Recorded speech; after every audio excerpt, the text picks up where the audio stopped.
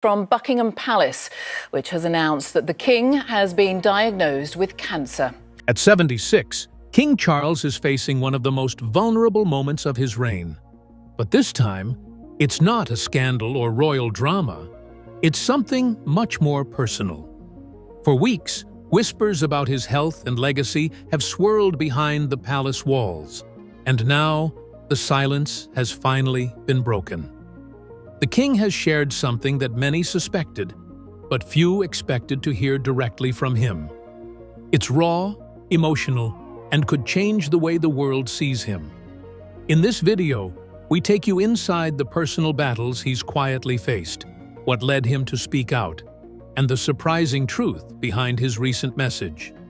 Stick around to find out what's really been going on, and why this moment is so important for both him and the royal family. The unexpected diagnosis that changed everything. Can you imagine waiting 70 years for your turn, only to fall sick right after? That's exactly what happened to King Charles. In February of 2024, just 10 days after leaving the London clinic where he'd undergone treatment for an enlarged prostate, the world learned something none of us were prepared to hear. King Charles had cancer. The news hit like a lightning bolt through the calm royal facade. After all, it hadn't even been a full year since his grand coronation, an event the United Kingdom hadn't seen since Queen Elizabeth's back in 1953. Millions had watched the historic moment unfold on television, some with tears in their eyes, as Charles finally took his mother's place on the throne. But behind the royal smiles and polished ceremonies, something darker was already unfolding. What made it even more heartbreaking? The diagnosis came during what should have been a simple procedure.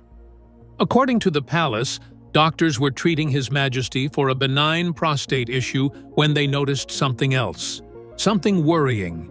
Tests followed. Then came the words, "No one, royal or not, ever wants to hear cancer." The palace didn't say what kind of cancer it was, and that silence only made people more anxious. In their statement, Buckingham Palace said, "During the King's recent hospital procedure for benign prostate enlargement, a separate issue of concern was noted. Subsequent diagnostic tests have identified a form of cancer." While the specifics were left out, the message was crystal clear. The king was starting treatment and stepping back from public duties. But here's where things got even more personal. Before the public even had a clue, King Charles took time to inform his closest family members himself. Imagine having to make those phone calls. Prince William, Prince Harry, Princess Anne, Prince Edward, and even Prince Andrew reportedly heard it straight from him. That moment must have been heavy. No cameras, no press releases, just a father, a brother, a son, delivering news no family ever wants to hear. Prince Harry, living across the ocean in California, flew back to the UK almost immediately. Say what you will about the tension between the royal brothers, but when something this serious happens, family instinct kicks in. Some say their reunion was brief. Others say it was private and emotional. Either way, it reminded people that underneath the royal titles, they're still just a family. Now, despite being advised to take it easy, King Charles didn't exactly fade into the background. In fact, by the 21st of February, he was already back to holding in-person meetings with then Prime Minister Rishi Sunak. That's barely 2 weeks after the announcement. Maybe it was duty. Maybe it was a need for normalcy. Or maybe it was just Charles being, well, Charles. And just when people started to come to terms with his diagnosis, another bombshell dropped. In March, Catherine, the Princess of Wales, announced that she too had cancer. It felt like déjà vu. Two of the most beloved senior royals are facing similar battles within weeks of each other. The nation held its breath. Then came a glimmer of hope. On the 30th of April, 2024, King Charles made an emotional return to public duty. This wasn't a lavish state event or a grand palace appearance. It was a visit to the Macmillan Cancer Centre in London. Standing there, surrounded by patients and doctors, he didn't just wear the crown, he wore vulnerability. Joined by Queen Camilla, he smiled gently at those he met, and even reassured a fellow patient with a heartfelt, "I'm all right, thank you very much, not too bad." It was such a simple sentence, but for millions watching, it was everything. It was strength. It was humility. It was hope. And in that same breath of hope came news from the palace that His Majesty was planning for a pretty normal-looking full overseas tour program for 2025. That's a whole year of travel, diplomacy, and royal engagements. Ambitious, yes, but also optimistic. Yet behind all that optimism, life had other plans. Just days after those hopeful announcements, the headlines shifted once again. King Charles had been readmitted to the hospital, and now, at 76, after months of treatments, emotional appearances, and balancing royal duty with personal health battles, King Charles has finally come forward and admitted what many people feared, yet quietly suspected, all along. But before we reveal what exactly he said and why it matters so deeply, there's something you need to understand, something that's often overlooked, even by royal watchers. He waited a lifetime. How Charles became king at 73. 70 years. That's how long Charles waited for a job he was born to do. Imagine training for one role your entire life, only to finally step into it in your 70s. When King Charles was officially crowned, he became the oldest person in British history to ascend the throne. But behind the royal robes and global spotlight was a man shaped by quiet loneliness, pressure, and a sense of duty that never really gave him room to breathe. Let's rewind, because Charles's journey to the throne didn't start in Westminster Abbey. It started in a quiet hospital room under the shadow of war and expectation. Charles Philip Arthur George was born on November 14, 1948, via caesarean section at Buckingham Palace. His mother, Princess Elizabeth, was just 22. His father, Prince Philip, had only recently become a British citizen. Britain was still recovering from the Second World War. Rationing was in place. The mood was cautious but hopeful. Charles was the first royal baby born in peacetime since before the war. He was just 3 years old when everything changed. In February 1952, his grandfather, King George VI, passed away. Princess Elizabeth became Queen Elizabeth II overnight, and young Charles became the heir apparent, inheriting centuries-old titles like Duke of Cornwall and Duke of Rothesay. While other toddlers were figuring out how to tie their shoelaces, Charles was being groomed to one day wear a crown. At just 4 years old, Charles received a hand-painted invitation to his mother's coronation in 1953. He watched the grand ceremony unfold at Westminster Abbey, too young to fully understand what was happening, but old enough to feel the weight of it. His childhood wasn't the soft-focus fairy tale many imagined. Sure, he lived in palaces, but he also lived under pressure. In 1956, Charles broke tradition by attending Hill House School in London, the first British royal heir to be educated outside the palace walls. His teacher, Lieutenant Colonel Stuart Townend, famously insisted Charles be treated like any other child. That meant no titles in the classroom and no special treatment on the football field. Later, Charles went to Cheam School, and then Gordonstoun, a tough boarding school in the cold reaches of northern Scotland. The school prided itself on building character through hardship. Icy showers, long runs, and a rigorous schedule. For Charles, it wasn't just uncomfortable, It was emotionally brutal. Many of his classmates bullied him. He once wrote home describing his days there as a prison sentence. But here's the twist. Years later, Charles insisted Gordonstoun taught him resilience. Was it just royal politeness? Or did he genuinely find value in struggle? Either way, the experience shaped him deeply. By 1966, he got a breath of fresh air. Literally. Charles studied for 2 terms at Timbertop, a remote Australian school nestled in the bush. There, he climbed mountains, went on long hikes, and took part in rugged outdoor programs. For once, he was just another student. He later called his time in Australia the happiest of his entire education. While in Australia, Charles visited Papua New Guinea on a school trip. Imagine being a future king trekking through the jungle with nothing but a backpack and a notebook.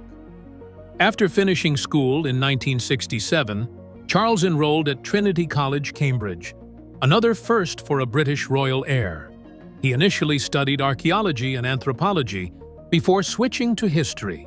In 1970, he became the first heir to the throne to earn a university degree.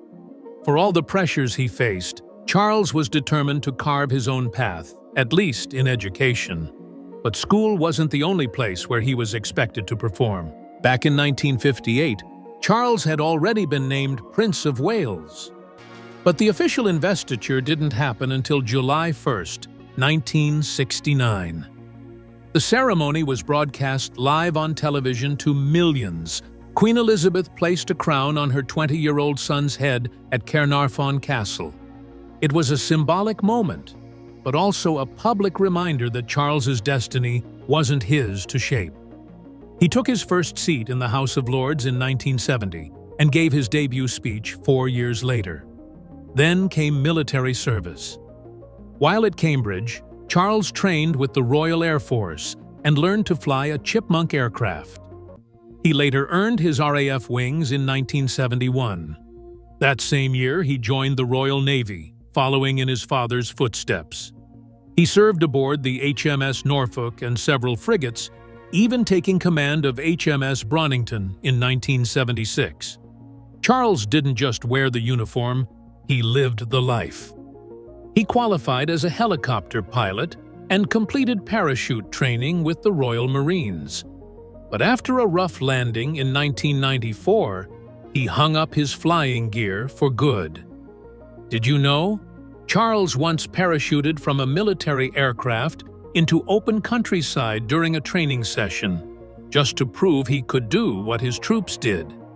That's not something you'd expect from a man often portrayed as reserved. Amid all this, he found time to launch one of his most meaningful projects, the Prince's Trust. Founded in 1976, the charity helped young people across the UK build better futures. From struggling students to aspiring artists, thousands would eventually credit the Prince's Trust with changing their lives. But while his public service grew, so did public fascination with his love life. He was linked to several high society women, Georgiana Russell, Lady Jane Wellesley, and even Lady Sarah Spencer, the sister of someone very important, who was just about to enter the picture. Behind the scenes, his great-uncle Lord Mountbatten acted as a mentor and sometimes a matchmaker. He tried to pair Charles with his own granddaughter, Amanda Knatchbull. There was interest, even a tentative proposal. But tragedy intervened. In August 1979, Lord Mountbatten was assassinated by the IRA. The bomb that killed him also took the lives of Amanda's grandmother and younger brother. When Charles returned from an overseas trip, he asked Amanda to marry him, but the grief was too fresh. She declined, and that chapter quietly closed. It was a painful private moment for Charles, one that rarely makes headlines. But it's part of what shaped the man who would eventually become king. A man torn between duty and desire, tradition and change. And just when it seemed like things might settle down, along came Diana, a young woman with a shy smile, a royal bloodline, and a charm that would soon captivate the entire world. She was everything the palace had hoped for, and everything Charles didn't expect. Their meeting would change the monarchy forever. But as we'll soon see, fairy tales can crumble fast behind palace walls. So, what really happened when Charles and Diana's worlds collided? Was it love, pressure, or something in between? The royal love triangle that shook the world.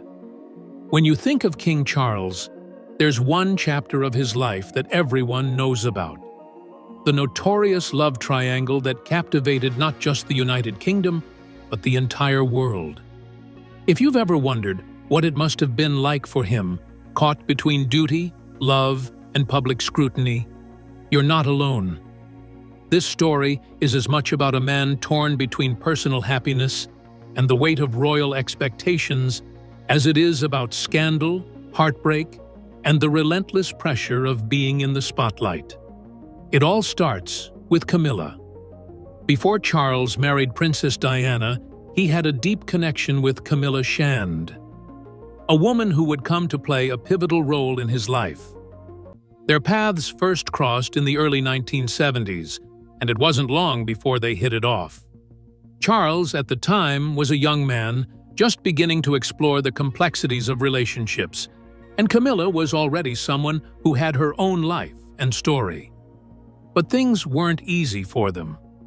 With Charles being the heir to the throne, their connection was bound by the strict rules of royal protocol, not to mention the constant media attention.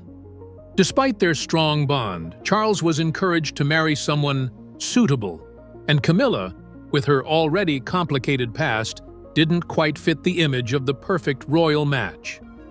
Did you know that, at one point, Camilla even married Andrew Parker Bowles in 1973, further complicating things for Charles? But even then, the connection between them didn't fade. Theirs was a love story that seemed to simmer quietly under the surface, waiting for the right moment to resurface. As the years went by, Charles's life would take a dramatic turn, with him meeting Diana and eventually marrying her. But Camilla never really disappeared from his heart. It's almost like a shadow in his love life, always present, always lurking in the background. In 1981, the world watched in awe as Charles married Diana Spencer. The wedding, broadcast on television, was the epitome of a fairy tale come true. Diana, the people's princess, seemed like the perfect match for the future king. Her beauty, her charm, and her seemingly innocent nature made her the ideal royal bride. But as everyone would come to see, the reality behind this fairy tale wasn't as perfect as it appeared. The marriage between Charles and Diana was not the romantic dream everyone thought it was. Beneath the glitz and glamour, there were cracks forming, ones that wouldn't be easily mended. Diana was young, just 20, and she soon found herself struggling with the expectations that came with being the Princess of Wales. Charles, on the other hand, was already an experienced man, someone who had known love before, but not in the way that Diana needed. The couple's emotional disconnect began to show as their marriage went on. It's heartbreaking to think that Diana, with all her beauty and grace, could feel so lonely in a marriage that was meant to be her happily ever after. While the public adored the young couple, Diana confided in her friends that she was deeply unhappy. She struggled with Charles's emotional distance, but most devastatingly, she had to deal with his ongoing relationship with Camilla, even after their wedding. Imagine the pain of knowing your spouse's heart is still tied to someone else. How could Diana not feel betrayed? In a shocking turn, the media caught wind of Charles's continued connection with Camilla, and the love triangle was exposed for the world to see.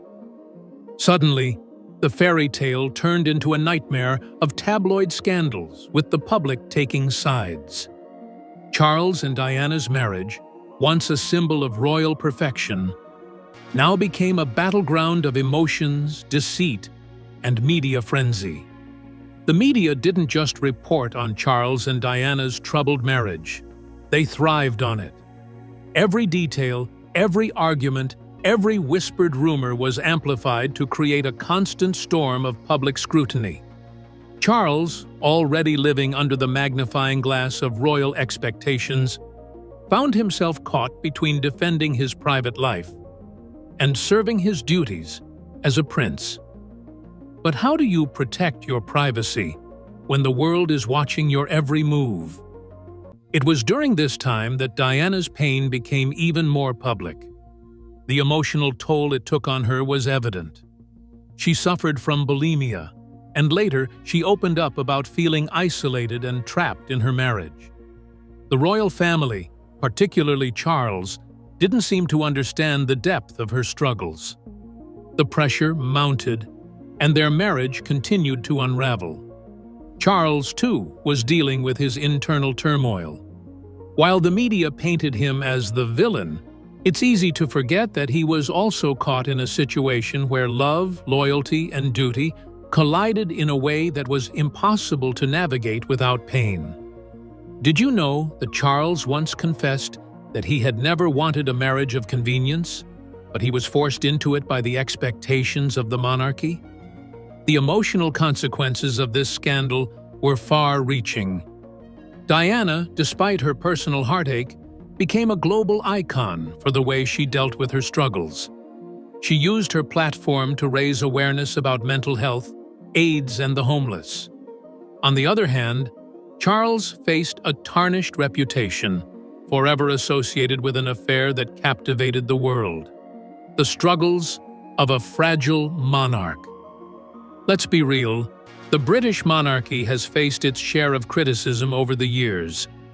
But in recent times, the backlash against the royal family has hit a new level. After the tragic and highly publicized death of Princess Diana, the royal family has been under a microscope, with Charles often at the center of it. But in the last few years, things have only gotten more heated. Charles has had to deal with the fallout of years of scandal, starting with his relationship with Diana and continuing with his marriage to Camilla. It's not just the tabloids that have been ruthless. Actual movements are calling for an end to the monarchy altogether. Republican movements are growing, with younger generations questioning the relevance of the royal family. How can Charles, who's spent so much of his life waiting for this role, hold on to his position when the public is turning against him? The pressure must be unbearable. But it wasn't just the growing Republican sentiment that made life for Charles more difficult. The explosive interviews, books, and documentaries from his son, Prince Harry, and his wife, Meghan Markle, shook the royal family to its core. Harry's claims about his upbringing, his strained relationship with his father, and the royal family's treatment of Meghan were nothing short of bombshells.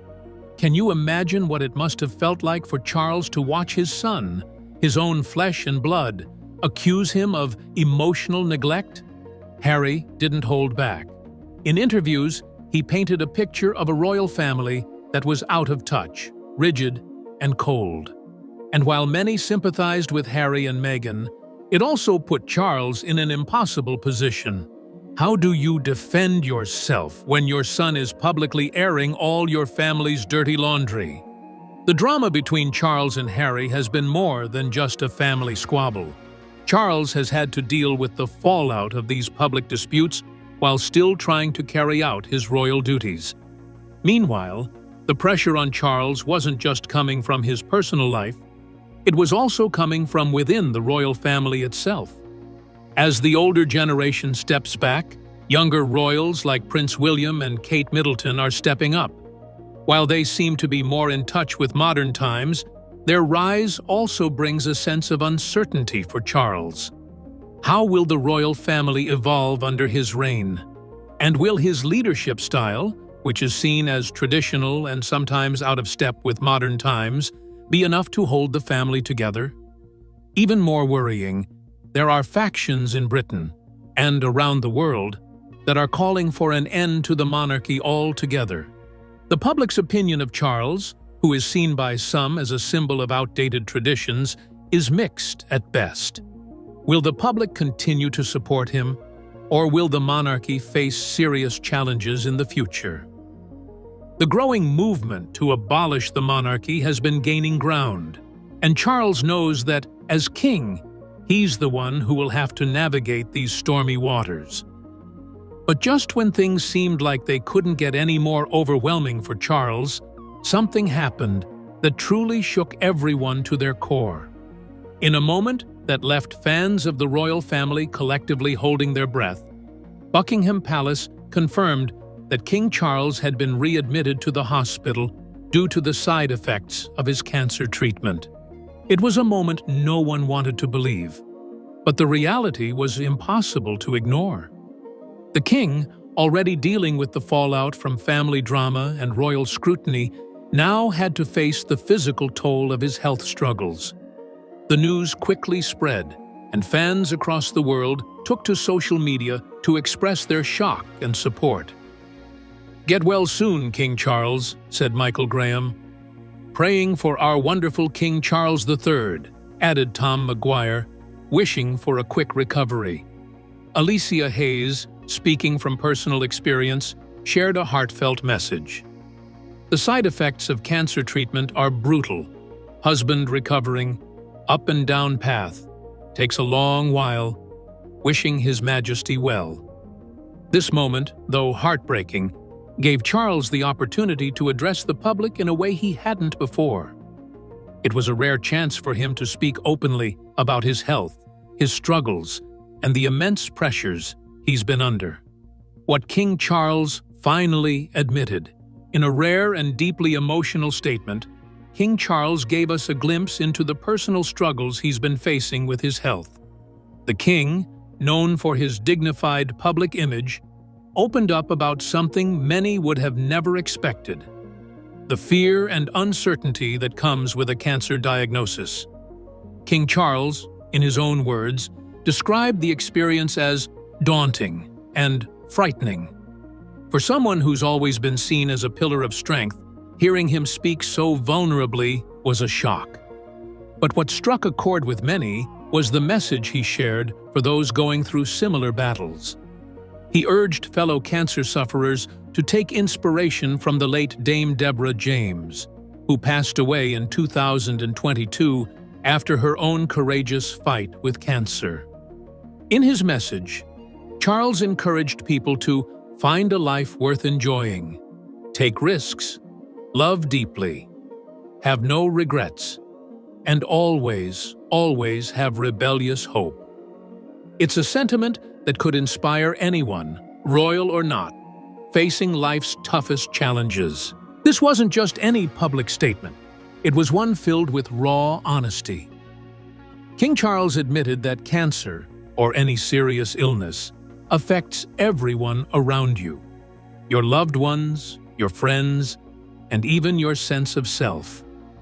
He expressed how each new diagnosis brings a wave of fear, not just for the patient, but for the people who care about them. In a deeply personal reflection, the king wrote, "Each diagnosis, each new case, will be a daunting and at times frightening experience for those individuals and their loved ones." These words were a reminder that, despite his royal title, King Charles is still human, and he too fears the unknown. He also took a moment to pay tribute to the unsung heroes in cancer care: the doctors, nurses, and caregivers who provide the support that can make a world of difference. The king recognized that their compassion has been a light in his darkest moments. The darkest moments of illness can be illuminated by the greatest compassion, he wrote. This was more than just a royal acknowledgement. It was an appreciation for the real people who show up every day to fight cancer alongside their patients. With these powerful words, King Charles made it clear that his health battle is not just something he's facing alone. It's something he's sharing with the world. But what's even more striking is the strength and grace with which he's facing it. This is a king who, despite the weight of the crown, isn't afraid to show vulnerability and offer support to others in their time of need. And behind him, quietly supporting him, is Camilla. But what role does she play in all this? How has she been the steady hand he's needed through this challenging time? Camilla, the quiet strength behind King Charles. If there's one thing we've learned about King Charles, it's that his life has never been without its challenges.